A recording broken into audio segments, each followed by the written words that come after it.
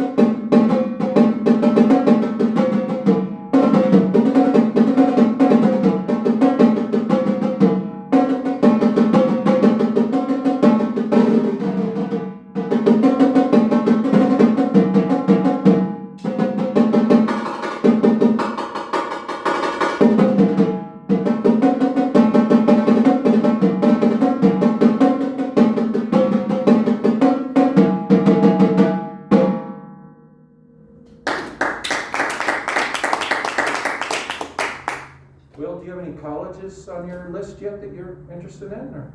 Not really. No. Well, if you put UCF on your list, you can go out in a couple of years and march on the drumline with Bryant, because he's been teaching the UCF drumline for the last 3 years. They marched 5 or 6 tenors, and 9 to 11 snare drums, and 7 bass drums, and 8 cymbals, and 30 people marching around. So maybe college drumline would be a cool thing for you, you know? You're definitely planning on not majoring in music? I'm not sure. You're on the fence? Yes. Okay, so even if you did like a minor in music and participated in the drumline and did some things, you could do that type of thing, yeah. I have a couple kids at University of Florida right now that are doing veterinarian or some type of medical track or nursing. They're minoring in music and playing in steel drums on the drum line, taking some lessons, you know, so we gotta start thinking about that stuff. I know you don't feel like it's that close, but it's that close, you know? Right. So by the end of your junior year, we kinda need to have a path. Sorry, I just said that, I know. I feel the same way about that, I know. It's okay, babe. Yes, yes.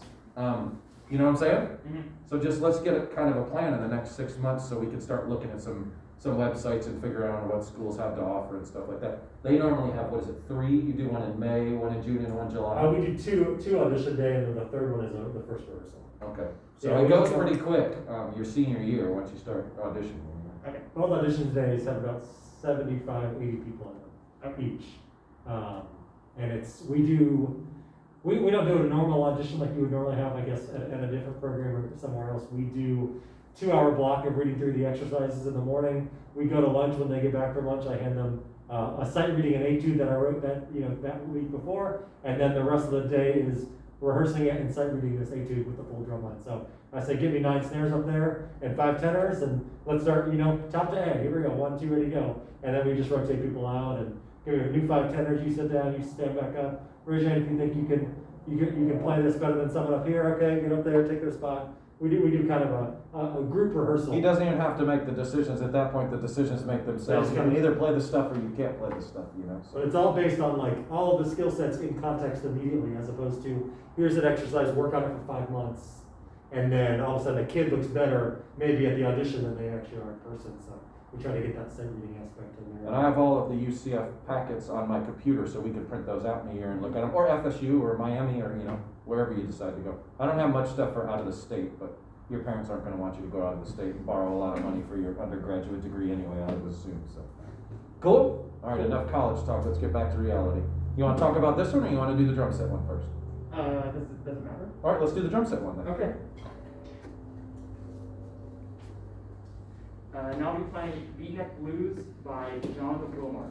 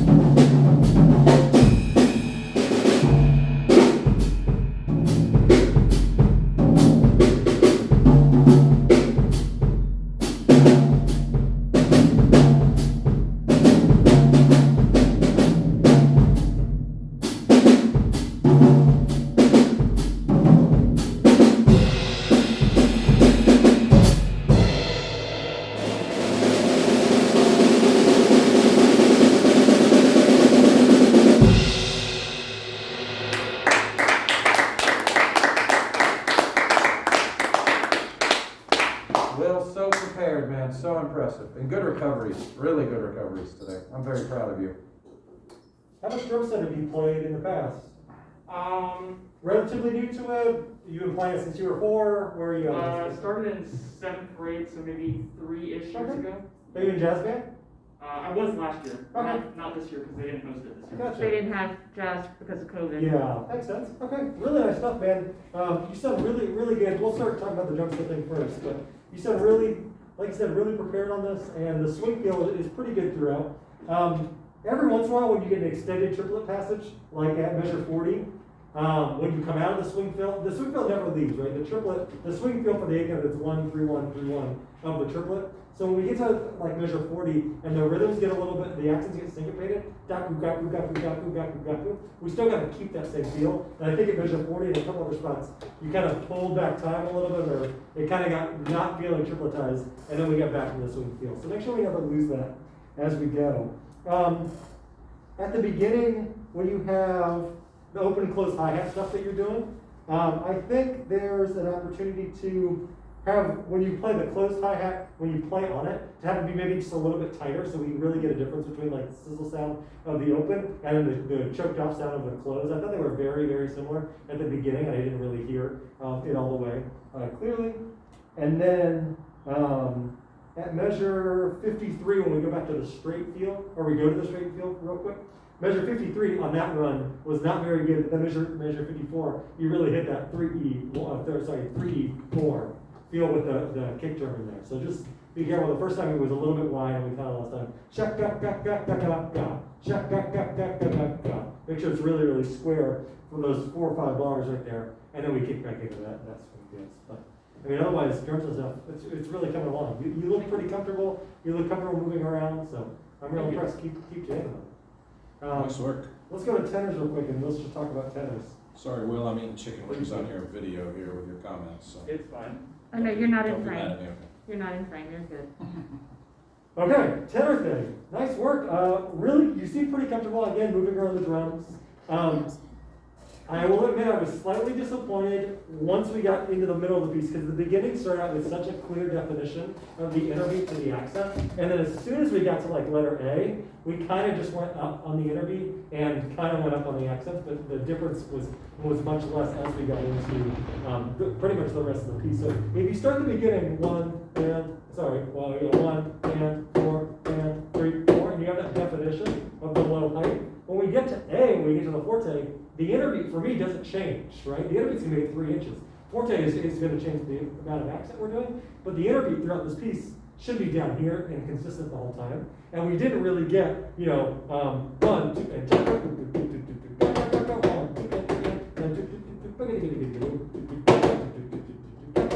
which really adds another level of musicality.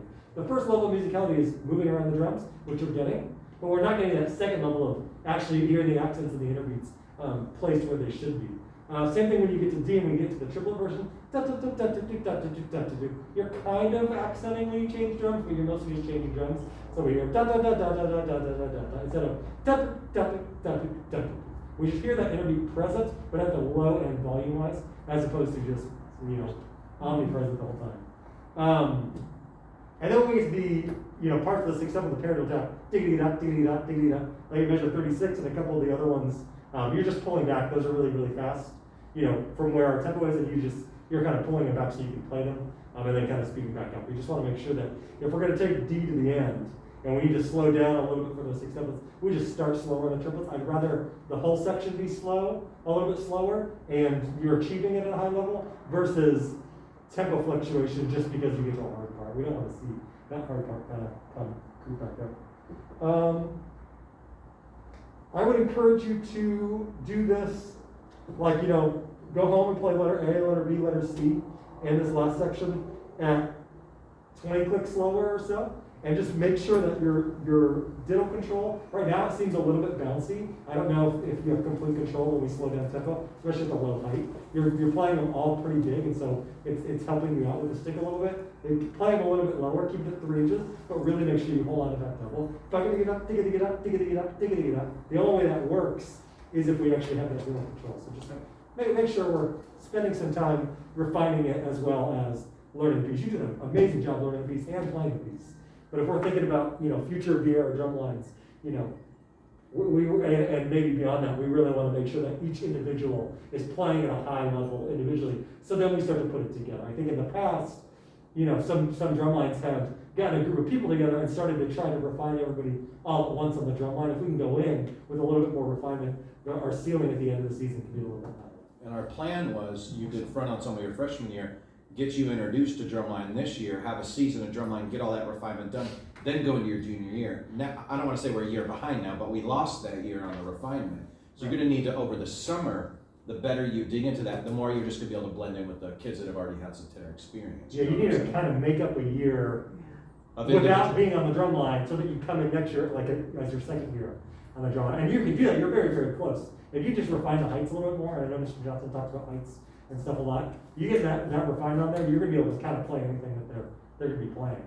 And, we wanna also think of, the level of the Vieira drum lines, where we sometimes compare it to the drum lines around us that we see at different football games, but, in the state larger than, across the country, we wanna be in that upper tier. And, to get there, we have to have individuals as high as they possibly can be before you start putting them together and continue to. And we've talked about Vieira has the highest caliber percussion program in the whole county for high schools. So it's like if we were to transplant you to 5 other high schools, in some ways you'd be the best kid at those schools. But when you show up at Vieira, it's like you're 8th or 10th on the list as a 10th grader, which is a wonderful thing, because you don't want to be a 10th grader and be the best kid in your school. But then the standard is always like, it's ridiculously high, as you know what I mean? Which is a great thing, and it could be a blessing and a curse at the same time. So keep up the good work, man. You can pack up your stuff, they'll finish filling out your sheets as he hands me a wet wipe.